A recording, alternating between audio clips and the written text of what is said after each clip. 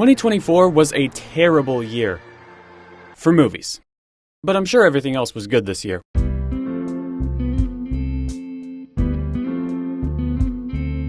Okay, let me clarify. In my opinion, 2024 has been one of the strangest years for movies that I have ever followed. These past 2 years, we've been fed with so many modern classics that people are still watching and will continue talking about for years. So by comparison, it's easy to view 2024 as a lesser year. I obviously don't want to downplay the great pieces of cinema we did get this year because, in all honesty, it was still a good one. There were so many great movies that I feel like there's nothing else I could say about them that hasn't already been said. But that's still not going to stop me from ranking my 10 favorites of the year. I didn't get a chance to see everything I wanted to see this year, including the following movies on screen. If I end up seeing them after this video drops, I'll make sure to update this list on Letterboxd. Anyway, before we jump in, here's a quick shout out to some honorable mentions. I decided to limit myself to 6 movies that really stood out to me this year, but still not enough to make it onto this list. My honorable mentions for 2024 are Inside Out 2, Saturday Night, Kinds of Kindness, Wallace and Gromit, Vengeance Most Foul, Dee Dee, and Wicked. Okay, now that I've unleashed the wrath of so many theater kids, let's move on to the top 10.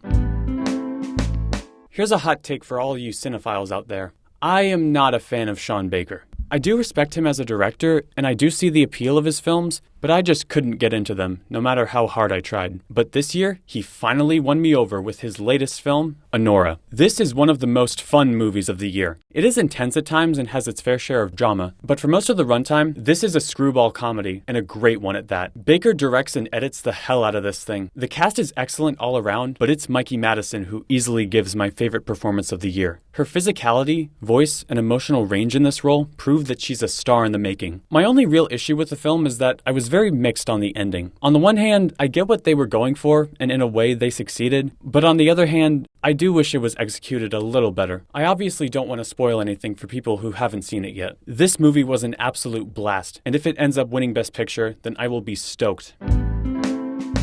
Mark Zuckerberg and Roman Roy go on vacation. Do I need to say more? A Real Pain is a very simple but effective movie that managed to hit me in the feels. This story about 2 cousins who couldn't be more different going on a trip to Poland should not have been this emotional, but Jesse Eisenberg really pulled it off with his sophomore effort. His performance was mostly solid, and he gives a great monologue in the third act, but Kieran Culkin steals every scene and proves once again why he's one of the best actors working today. The comedy didn't always land for me, but that wasn't a huge issue, because the dramatic side of this dramedy is where it really shines. The filmmaking is also pretty unimpressive, to be honest, but I can look past that if the story and characters are compelling. Please go watch this movie. When Culkin's character said F off, I wanted to clap. I have so much Succession brain rot, you have no idea. Home is behind. No. The world ahead.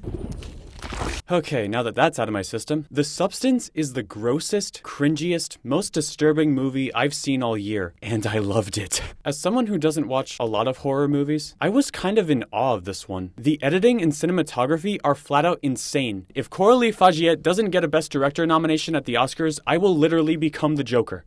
Actually, no, scratch that. I think we all know how that story ends. Demi Moore and Margaret Qualley are both equally excellent in their roles, which makes sense since they're supposed to be one. And Dennis Quaid, despite being a bad guy IRL, was perfectly cast. The third act dives a little too far into absurdity, and the commentary here isn't subtle in the slightest, but that's clearly by design, and just adds to the campiness of it all. This won't be for the squeamish or the faint of heart, but if you're curious, then buckle up for one of the most wild cinematic rides of the decade. I will never look at a raw egg the same way again. There was no other movie this year that I was more excited about than Memoir of a Snail. Adam Elliott's masterpiece, Marianne Max, holds a special place in my heart, and I knew that his long-awaited return would not let me down. Memoir isn't as good, and in all honesty, is a bit derivative of his last movie in a few ways. But despite that, this movie still captivated and devastated me from beginning to end. Grace's life of misfortune unfolding isn't easy to sit through most of the time. But I wouldn't call this story completely somber. What keeps Memoir from being a fully depressing movie is its stunning visuals and unique sense of humor. Elliott's brand of dark comedy does put me and many others on the edge, but at the same time, it's so absurd that I just can't help but laugh at some of these bits. His visual style isn't the most pleasant thing to look at, but it's always impressive, and this feels like Elliott and the animators reaching their full form. I might have gone in a little too hyped, but I still left this movie very satisfied. I'm so glad Adam Elliott got this made, and I'm so glad stop motion is making a comeback. But it's not my favorite animated movie of the year, or even my second favorite. That title goes to If you've been paying attention to animation this year, The Wild Robot needs no introduction. While I don't think it's the best DreamWorks movie like some people are saying, this reminded me why, despite their inconsistent output, I still love this studio and how they can still surprise me. The animation is beautiful, I don't think I need to explain why. But what makes this movie just as compelling is its storytelling. I haven't read the original book, but knowing Chris Sanders was the director, I could tell that he and the team have a deep respect for the source material. The themes of parenthood aren't anything new to the world of animation, but this movie tackles those themes expertly through the character of Roz. If the Academy respected animation enough to create a Best Voice Acting category, then Lupita Nyong'o should win that award, because oh my god, her performance is amazing. I could keep going, but I think at this point you all have heard how good this movie is, so I'll just move on.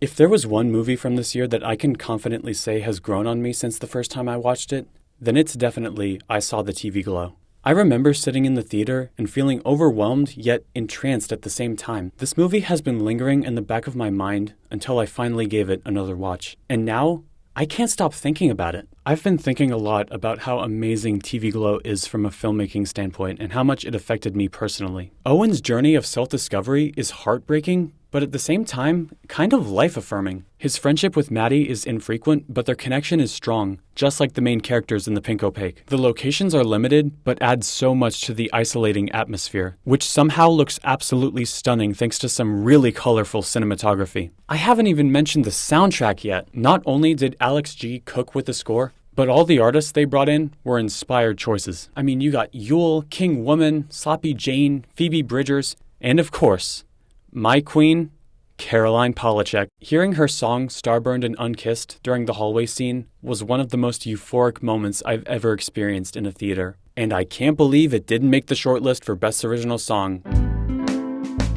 Challengers was the movie from this year that had me feeling the entire range of emotions. I still can't believe Luca Guadagnino managed to get me invested in a love triangle of all things, but this man did get me invested in a cannibal romance with bones and all, so really, I shouldn't be surprised. This is easily Luca's best directed movie to date. I don't even get that excited watching sports movies or even tennis in general, but oh my god, the way they created these matches is insane! Every experimental choice this movie makes, no matter the outcome, always feels confident and the energy is infectious. Mike Feist and Josh O'Connor are both amazing in their roles, and the tension between these two characters is electrifying. But let's be real here. This is Zendaya's movie. She has power over every scene she's in, just like the power she has over Art and Patrick. This movie might have my favorite ending of the whole year. Not only is the final match absolutely mind-blowing to look at, but the resolution at the end was just beautiful, and that final shot leaves me speechless every time. Call Me By Your Name is still my personal favorite of Lucas' filmography, but Challengers came pretty damn close to topping it, even if it's not my favorite movie of the year starring Zendaya. I'm gonna be honest, I did not have a lot of positive movie-going experiences this year, but even as I watch proper theater etiquette vanish before my eyes, there's always that rare moment when I go see a movie that sucks me in from start to finish with no distractions whatsoever and leaves me with a strong, indescribable high when it's over. This year, that movie was Dune Part 2. I know this comparison has been made with superhero movies like Infinity War and Across the Spider-Verse, but in my opinion, Dune 2 is the closest thing we'll ever get to a modern Empire Strikes Back.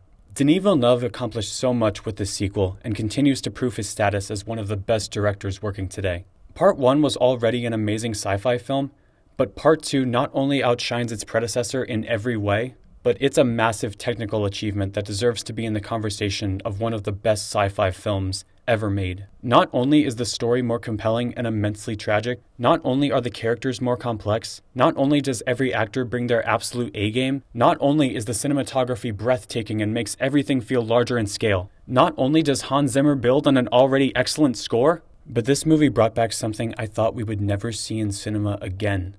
Novelty popcorn buckets, baby! Truly the biggest win of the year. Let me tell you, when I first saw Paul riding the sandworm, it felt like I was witnessing a new moment of cinematic history unfold. I know that sounds hyperbolic, but that's truly how I felt about it. Easily my favorite scene from any movie this year. By all accounts, Dune Part 2 should have topped my list. And yeah, if we're talking about the best movies of 2024 through a critical lens, then this was definitely the best movie I saw this year. But there were just 2 more movies that I liked just a little bit more. And hey, let's talk about them. Where do I even begin with this one? Look Back is a short but tender and tragic movie that resonated with me like very few movies have before. I never read the original manga, so I knew practically nothing about it going in. But as soon as it began, I knew I was in for something very special. Yet nothing could have prepared me for what I was about to experience. If you couldn't tell by now, I've been trying to avoid talking about the plots of all these movies. But what makes this one even harder for me to talk about is just how much it spoke to me on a personal level. So allow me to try and explain why I love this movie, even though words could never do it justice. Look Back is less about how art is made and more about why art is made. And this question is provided with some of the most compelling answers you'll ever hear, told with one of the most heartfelt friendship stories that animation has to offer. And speaking of which, the visuals are absolutely phenomenal and packed with so much detail. Fujino isn't as much of a relatable protagonist as, say, Shizuku from Whisper of the Heart, but the journey she goes through and the emotions she experiences were enough to connect with me. The friendship she forms with Kiyomoto and the way the two of them inspire each other to make their art is just beautiful. And that's as far as I'm willing to go with talking about these characters and their stories, because I do not want to cheapen the experience for anyone who hasn't seen it yet. I guess I could say I wish the movie was longer, but if it's well paced enough to leave an effective emotional impact on me, is it even a problem? If you're an aspiring artist like me in any creative medium, then you need to see this movie whenever you can. This is a modern masterpiece and easily the best animated movie of the year, but it still fell short of being my absolute favorite movie of the year by... That's right. Call it cheating if you want to be like that, but I just couldn't resist putting this at number 1. Hundreds of Beavers not only lived up to all of my high expectations, but somehow, miraculously, exceeded them. Lake Michigan Monster was already one of my favorite comedies, but the same creative team behind it managed to outdo themselves here with the funniest movie I think I've ever seen. With little to no dialogue, this movie delivers some of the greatest visual gags and running jokes in recent memory that just keep piling up, creating an actual snowball effect. But putting aside the amazing slapstick, watching Jean Kayak's journey of becoming a master fur trapper was one of the most satisfying things I've ever experienced in any movie released these past few years. There's never a dull moment. There's never a weak-looking shot, which is a miracle for a comedy these days. The animal costumes and puppets look amazing and add so much to the overall absurdity. And even with a minuscule budget, the scope and scale of this forest is massively impressive. At a time when we're getting more and more expensive blockbusters that are starting to blend together, it's so refreshing to see a movie that reminds us that even with a small budget, if the passion of a really creative team shines through, that's how you know it was worth making. Plus, at the time I'm writing this, it's free on YouTube. So if you take anything away from this video, it's that you need to watch Hundreds of Beavers. Well, that was my list. Thanks for watching, and Happy New Year!